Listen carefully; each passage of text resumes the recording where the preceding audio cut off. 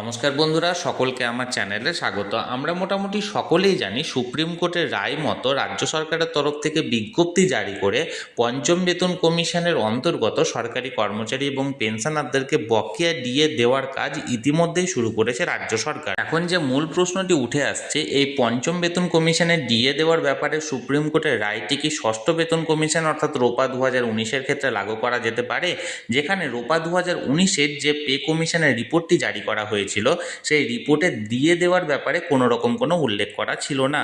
আমি বলবো অবশ্যই লাগু করা যেতে পারে, এবং কেন লাগু করা যাবে সেই ব্যাপারে আজকের ভিডিওতে বিস্তারিতভাবে আলোচনা করব। ভিডিওটি অত্যন্ত গুরুত্বপূর্ণ, তাই প্রথম থেকে শেষ পর্যন্ত অবশ্যই ধৈর্য সহকারে দেখবেন, এবং ভালো লেগে থাকলে অবশ্যই লাইক, শেয়ার এবং সকলের সঙ্গে অবশ্যই সাবস্ক্রাইব করে নিতে ভুলবেন না।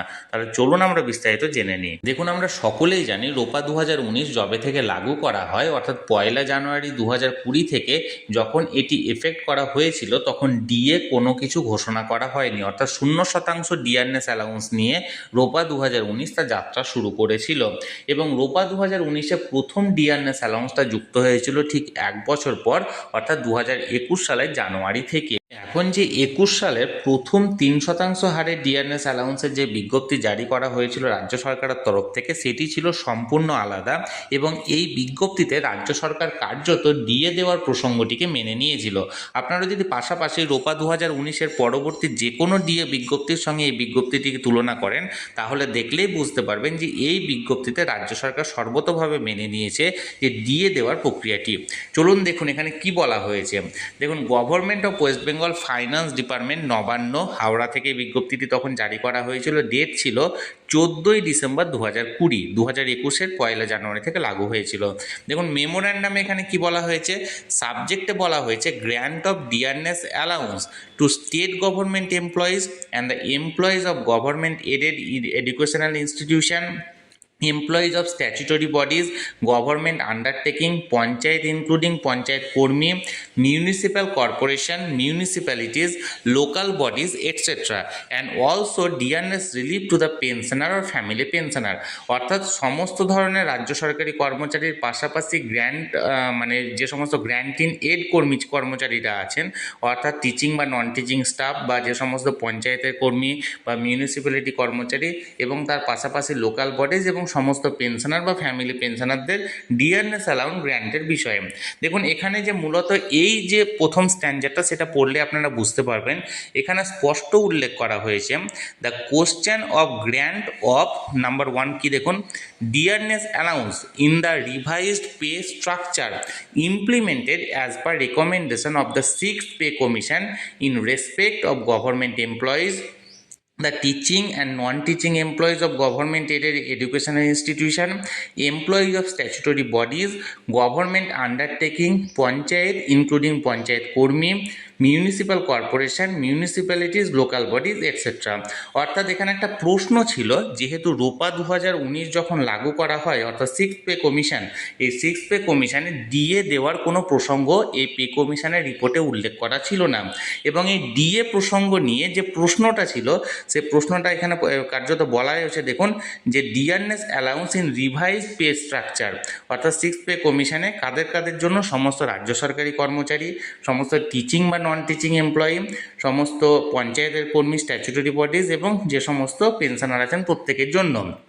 নাম্বার 2-এ দেখুন, dearness relief on the pensioner or family pensioner since revised as per recommendation at the said pay commission has been under consideration of the government for some time past. যেহেতু এই DA প্রসঙ্গটি কিন্তু ওই 6th pay কমিশনের যে pay report, সেই রিপোর্টে উল্লেখ ছিল না, এবং এটা নিয়ে দেখুন এখানে has been under consideration of the government for some time past, অর্থাৎ কিছু সময় নিয়ে এই বিষয়টি নিয়ে বিবেচনাধীন ছিল রাজ্য সরকারের কাছে।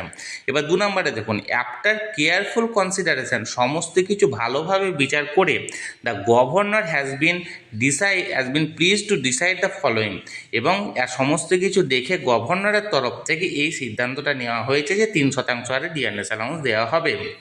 অর্থাৎ এক কথায় বলতে গেলে আমাদের যে সিক্স পে কমিশন ছিল, এই সিক্স পে কমিশনের যে রিপোর্ট, অর্থাৎ পে কমিশনের যে রিপোর্ট, সেই রিপোর্টে ডিএর কোনো রকম কোনো উল্লেখ ছিল না। এবং এই ডিএ উল্লেখ না থাকায় নানা রকম প্রশ্ন সরকারকে করা হয়েছিল বিভিন্ন সংগঠনের তরফ থেকে, এবং সেটা নিয়ে মামলাও হয়েছিল। এবং এই প্রশ্নের উত্তর দিয়ে সর্বপ্রথম যে ডিআরএস অ্যালাউন্সের সরকারের তরফ থেকে জারি করা হয় অর্ডার বা সার্কুলার, সেখানে কিন্তু স্পষ্টত এখানে রাজ্য সরকার বলেছে যে এখানে ডিএর যে ব্যাপারটি, এই ব্যাপারটি সমস্ত কিছু রাজ্য সরকারের বিবেচনাধীন ছিল এবং সমস্ত কিছু ভালোভাবে পর্যালোচনা করে রাজ্য সরকারের তরফ থেকে সিদ্ধান্ত নেওয়া হয়েছে যে এবার থেকে ডিএ দেওয়া হবে, এবং সেটা কত শতাংশ? 3%। অর্থাৎ এক কথায় বলতে গেলে পে কমিশনের রিপোর্টে ডিএর উল্লেখ ছিল না, কিন্তু ফার্স্ট যে বিজ্ঞপ্তি রাজ্য সরকারের তরফ থেকে জারি করা হয়েছিল সেখানে কিন্তু রাজ্য সরকার এটা কার্যত মেনে নিয়েছে যে ডিএ মানে কর্মচারীদের বা পেনশনারদেরকে দিতে হবে। এখন এই রায়ের ওপর ভিত্তি করে ষষ্ঠ বেতন কমিশনের অন্তর্গত ডিএ ক্লেম করা যেতেই পারে। এই অর্ডারের পরিপ্রেক্ষিতে ষষ্ঠ বেতন কমিশনে অবশ্যই ডিএ ক্লেম করা যেতে পারে। এটি সম্পূর্ণ আমার ব্যক্তিগত মতামত। আপনারা এই বিষয়ে কে কী মনে করছেন, আপনাদের মূল্যবান মতামত অবশ্যই জানাতে ভুলবেন না। আপনারা কমেন্ট করুন, আপনাদের মূল্যবান মতামত জানান। আর এই ভিডিওটি যদি ভালো লেগে থাকে অবশ্যই একটি লাইক করুন, সকলের সঙ্গে শেয়ার করুন। আর এই চ্যানেলে যদি প্রথমবার হয়ে থাকেন এই রকমের ইনফরমেটিভ ভিডিও আরও দেখার জন্য যারা এখনও পর্যন্ত চ্যানেলটিকে সাবস্ক্রাইব করেনি তারা অবশ্যই চ্যানেলটিকে সাবস্ক্রাইব করে রাখুন। ধন্যবাদ, দেখা হচ্ছে পরের ভিডিওতে।